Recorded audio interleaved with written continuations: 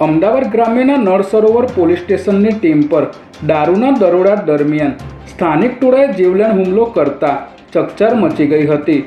દરજી ગામે બાતમીના આધારે કાર્યવાહી કરવા ગયેલી પોલીસની ટીમ પર 100થી પણ વધુ લોકોના ટોળાએ લાકડીઓ અને પથ્થરો વડે પોલીસ પર હુમલો કર્યો હતો, જેમાં 3થી 4 પોલીસ કર્મી ઇજાગ્રસ્ત થયા હતા।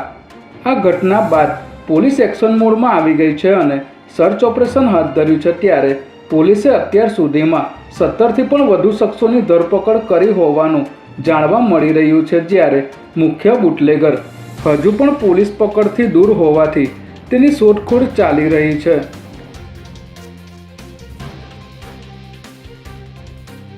સુરક્ષિત અમદાવાદના પોકળદાવાઓ વચ્ચે નાસ્તાના પૈસા માંગતા ગુંડાઓએ મણિનગર વિસ્તાર માથે લીધો હોવાની ઘટના સામે આવી છે। મણિનગર વિસ્તારમાં અસામાજિક તત્વોએ ઇડલીની લારી પર નાસ્તો કર્યા બાદ પૈસા આપ્યા ન હતા અને લારી ચલાવનાર અભયસિંહ પરમાર અને તેના મિત્ર દ્રષ્ટાંત મોદી પર હુમલો કર્યો હતો। અસામાજિક તત્વોએ યુવક પર રિક્ષા ચડાવવાનો પણ પ્રયાસ કર્યો હતો।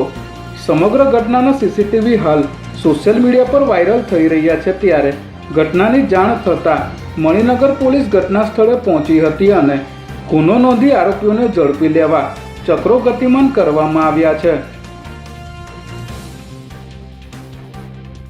આર્મ્સ એક્ટના ગુનામાં છેલ્લા 2 વર્ષથી નાસ્તા ફરતા આરોપીને એસઓજી ક્રાઇમ બ્રાન્ચની ટીમે ઝડપી લીધો છે।